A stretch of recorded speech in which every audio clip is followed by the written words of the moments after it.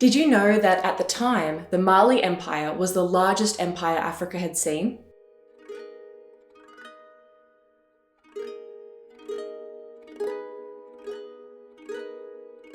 Hello and welcome to World History Encyclopedia. My name is Kelly and today's episode is all about the incredibly wealthy West African Mali Empire. World History Encyclopedia is a non-profit organisation and you can find us on Patreon, a brilliant site where you can support our work and receive exclusive benefits in return.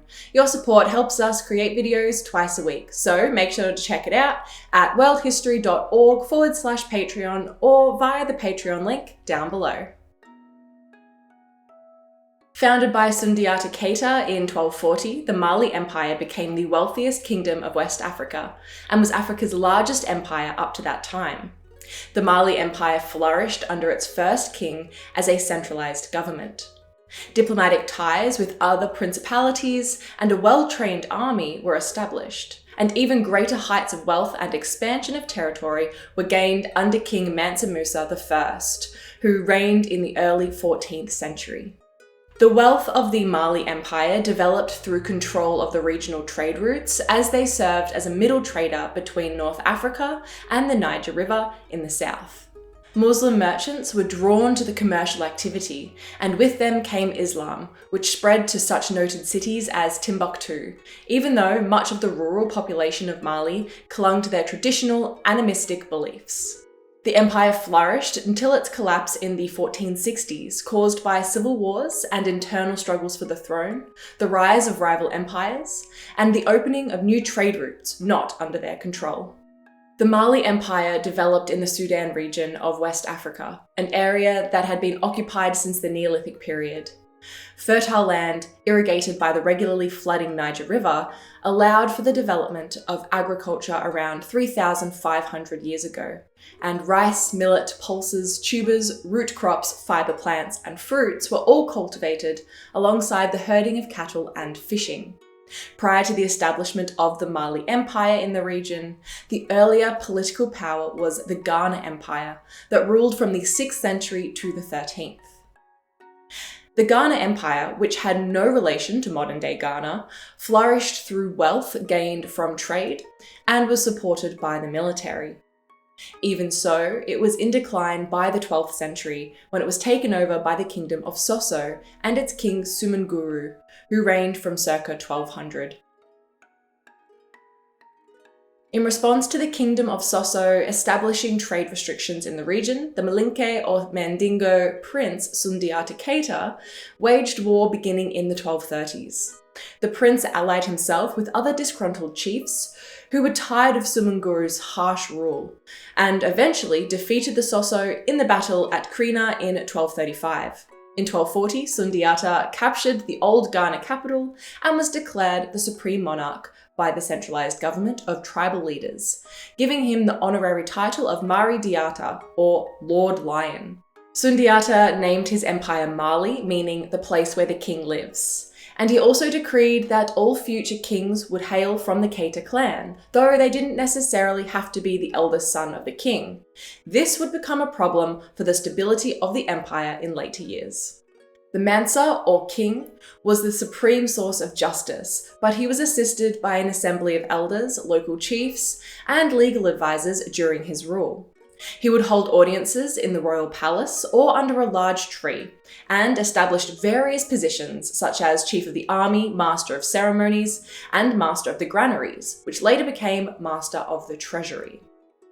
The Mansa monopolised key trading routes, which led to the fabulous wealth of the royal treasury, especially since only the king was able to possess gold nuggets, and traders had to make do with gold dust.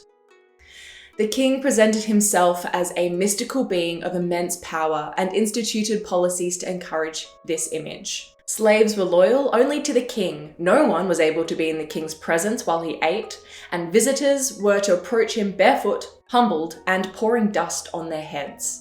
King Sundiata amassed great wealth and continued to expand his territorial borders, which came to include the old kingdoms of Ghana, Walata, Tadmeka, and Songhai. And the city of Niana, which no longer exists today, was chosen to be the empire's capital as a city in an advantageous position, protected by mountains and close to key trading goods sources, forests, and waterways. Chiefs of acquired territories could continue to rule their own people, although with a Mali-appointed governor, and they had to give tribute to the Mali king. When foreigners visited the Mali territories, they regularly noted the high degree of justice as well as the people's prosperity, evidenced by abundant food supplies and the confidence of safety the populace felt in travelling from place to place. The kingdom's prime location and lucrative trade monopoly allowed the Mali Empire to prosper. The Niger River played an important role in the access to Africa's interior, and camel caravans, controlled by the Berbers, brought goods from across the Sahara Desert. With the taxation of goods passing through their territories, the purchase and resale of goods at higher prices, and access to their own natural resources, the Mali rulers had a triple income, whilst also being in control of various gold-rich regions. Gold dust and salt were often traded pound for pound, and the precious material became more and more in demand with European powers who were minting coins from it. In circa 1100, the city of Timbuktu was founded by the nomadic Tuareg people in an advantageous position on the Niger River bend, and also at the starting position for the trans-Saharan caravans. The Mali kings took over the city and made it into one of the most vital trade centres in Africa, where important goods like ivory, textiles, horses, weapons, sugar, and slaves were bought and sold. Transactions for goods were made either through barter or using an agreed-upon commodity for payment, like copper or gold ingots. With this trade in commodities, of course, came the transmission of ideas, and with Arab merchants figuring largely in transactions, it is no surprise that Islam was introduced to the region and became a prominent religion of West Africa. Reports by noted Muslim travellers Ibn Battuta and Ibn Khaldun claim that even the first Mali ruler, Sundiata, converted to Islam, but the Malinke oral traditions reject this and maintain Sundiata kept the ancient animistic religion. Islam was firmly established and widespread, however, from the reign of Mansa Musa, who famously went to Mecca and brought back with him Muslim scholars, architects, and books. Mosques were built and Quranic schools and universities were established, with educational programs including the wider topics of history, geography, astronomy, and medicine, as well as religion. Many of the great libraries that were built at this time, holding tens of thousands of manuscripts and books, still survive today. After Sundiata, the Mali Empire seems to have been ruled by a string of lackluster rulers until its second golden age during the first half of the 13th century under Mansa Musa I. Mansa Musa spent his reign not only maintaining the borders of the empire, but also expanding them with his army of 100,000 men, until his empire encompassed numerous religions, ethnic and linguistic groups. Recognizing this diversity, Mansa Musa divided his empire into provinces, each with their own ruling governor, who was in charge of local taxes, justice, and settling disputes. This improved governmental administration, with better record keeping in the provinces, as well as at the centralised offices at Niani. Mansa Musa and the elite became exceedingly rich with the increase in exploitation of natural resources and the new trade routes under his control. When the Mali king visited Cairo in 1324, his incredible wealth and generosity encouraged the ruler that the Mali kingdom was paved with gold. A circa 1375 map made by a Spanish mapmaker, the first detailed map of West Africa, includes an image of Mansa Musa wearing a gold crown and holding a lump of gold in his hand. The next 5 centuries saw European explorers continually trying to find the source of the empire's gold and the fabled trade centre of Timbuktu. Even so, by the time of the 15th century, the Mali Empire was in decline. A primary cause for its fall was the rules for succession. With no clear-cut royal succession, since the ruler didn't have to be the eldest son of the reigning king, only a member of his clan, civil wars would erupt in fierce battles fought between brothers and uncles for the throne. In addition to the internal struggles for power, there was also the issue of lucrative trade routes opening up elsewhere.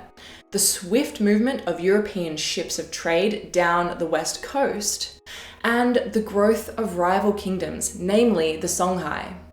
By the time the king of the Songhai Empire, Sunni Ali, conquered the Mali Empire in around 1468, it had been reduced to a small western pocket of what was once a great and wealthy kingdom.